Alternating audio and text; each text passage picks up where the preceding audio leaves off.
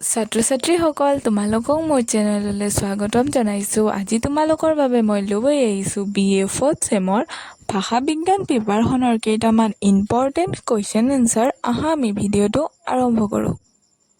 প্ৰথম প্ৰশ্নটো হৈছে প্ৰাচীন ভাৰতীয় আৰ্য ভাষাই কেতিয়াৰ পৰা অসমীয়া ৰূপ ল'বলৈ আৰম্ভ কৰে?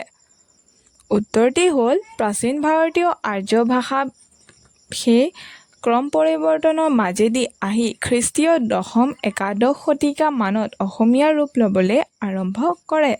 ২ নম্বৰ প্ৰশ্নটো হৈছে অসমীয়া ভাষাত কি ভাষাৰ প্ৰভাৱ পৰা দেখা যায়? উত্তৰটি হ'ল তিব্বত-বৰ্মী আৰু অষ্ট্ৰিক ভাষাৰ কিছু প্ৰভাৱ অসমীয়া ভাষাত দেখা যায়। অসমীয়া শব্দাৱলীবোৰ কিছু অনাৰ্য ভাষাৰ পৰা আহিছে। ৩ নম্বৰ প্ৰশ্নটো হৈছে প্ৰাচীন ভাষাৰ নিদৰ্শন ক'ত পোৱা যায়? উত্তৰটি হ'ল প্ৰাচীন শিলালিপি আৰু তাম্ৰলিপিত প্ৰাচীন ভাষাৰ নিদৰ্শন পোৱা যায়। এইবোৰৰ ভাষা সংস্কৃত আছিল। ৪ নম্বৰ প্ৰশ্নটো হৈছে স্বৰধ্বনি আৰু ব্যঞ্জনধ্বনি কেনেকৈ উচ্চাৰণ কৰা হয় লিখা।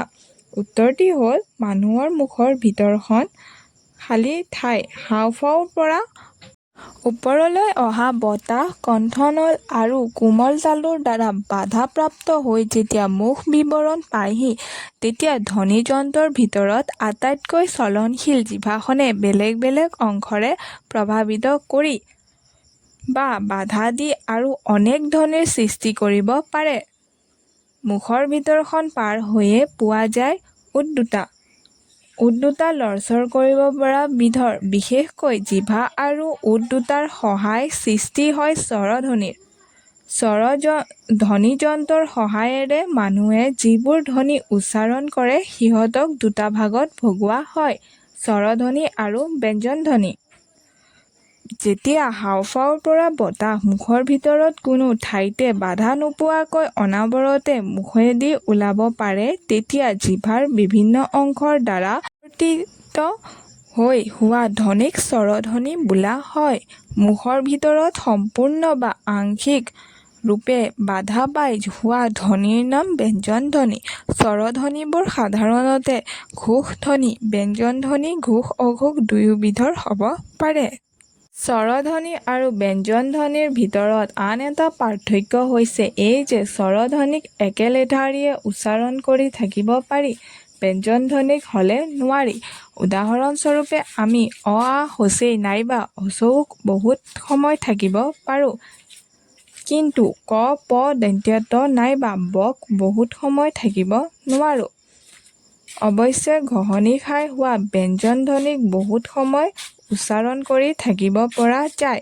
যেনে অসমীয়া ভাষাৰ প্ৰথম চ বৰ্গীয় জ স হ ধ্বনি। স্বৰ আৰু ব্যঞ্জনধ্বনিৰ ভিতৰত আন এটা পাৰ্থক্য দেখা যায়। দূৰৰ পৰা স্বৰধ্বনি ব্যঞ্জনধ্বনিতকৈ স্পষ্টকৈ শুনা যায়।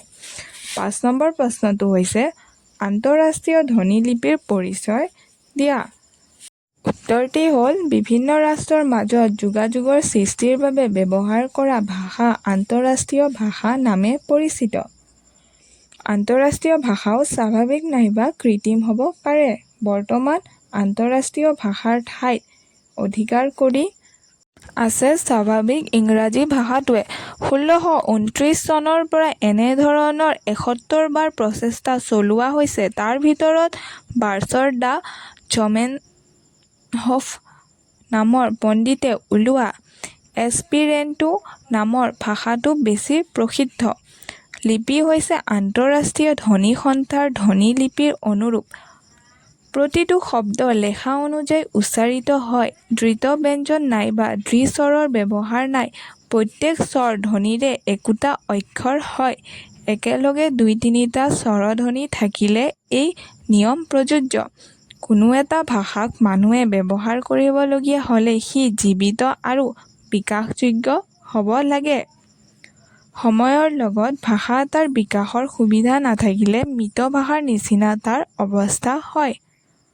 ভাষা মানৱীয় অনুষ্ঠান। মানৱ বিকাশৰ লগতে ইয়াৰো বিকাশ আৰু পৰিৱৰ্তন হ'ব। ধন্যবাদ।